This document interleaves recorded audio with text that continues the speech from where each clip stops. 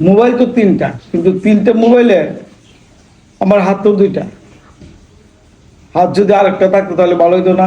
এই মোবাইলটাকে এভাবে ধরে রাখা যেত, আর দুই হাত দিয়ে দুইটা মোবাইল এভাবে দেখা যেত, অথবা কোনো কাজ করা যেত। একটা হাত সব সময় এভাবে থাকতো।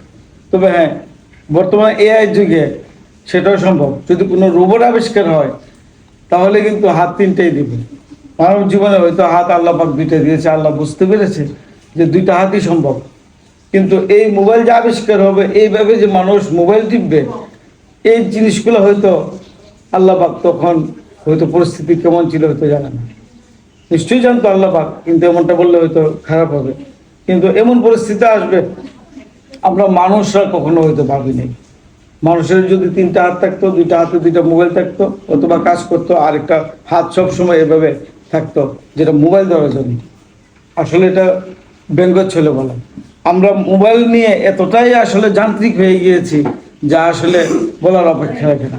এগুলো বলার জন্য আসলে আমার এটা এটা আসলে এমনটা আমি চাচ্ছি না। আমি চাচ্ছি একটাই দুইটাই হাত থাকুক, কিন্তু এই মোবাইলটাকে যেন আমরা অপব্যবহার না করি। এমনভাবে মানুষ এই মোবাইল টিপাটিপি করছে, আমার কাছে সকালবেলা দেখি মনে হলো একদিকে ওই একদিকে সবাই যার যার মোবাইল নিয়ে ব্যস্ত, কথাবার্তা হচ্ছে না, বাসায় চুপচাপ। এর মানে কি মোবাইল কেউ না কেউ টিপতেছে। এই জিনিসগুলো যেন কম হয়, আমরা যেন সৃজনশীল কাজে নিজেকে ব্যস্ত রাখি, এটা হচ্ছে আমাদের উদ্দেশ্য। যারা মোবাইল নিয়ে কাজ করি আমরা, যারা ব্লগ বানাই, যারা ভিডিও করি, তারা সারাক্ষণ যদি এমন করতে থাকি তাহলে কিন্তু আমাদের লাইফটা হেল হয়ে যাবে। অর্থাৎ আমাদেরকে বুঝিয়ে শুনে কাজ করতে হবে।